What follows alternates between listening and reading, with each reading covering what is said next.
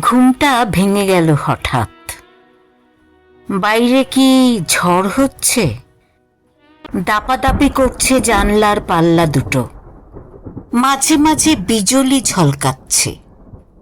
ফের শুয়ে পড়তে গিয়ে সেই বিদ্যুতের ছটফটে আলোয় মনে হলো ঘরের মধ্যে যেন হামা দিচ্ছে কেউ। কে ওখানে? কে? হামা কোনো শব্দই করে না। উঠে আসি কাছে, আবারও জিজ্ঞেস করি, কে আপনি? কি চান? সে তবু নিশ্চুপ থেকে একোণে ওকোণে ঘুরছে, মাথা তুলছে না কিছুতেই।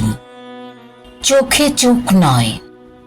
কিছু কি খুঁজছেন আপনি?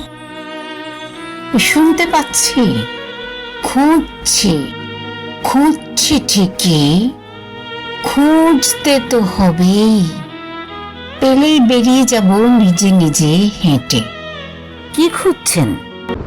মিহি স্বরে বললেন তিনি। মেরুদণ্ডখানা। সেই মুহূর্তে বিদ্যুৎ ছলকালো ফের। চমকে উঠে দেখি, একা নয়, একা নয়, বহু বহু জন একই খোঁজে হামা দিচ্ছে। একোণে ওকোণে ঘর জুড়ে, একোণে ওকোণে ঘর জুড়ে।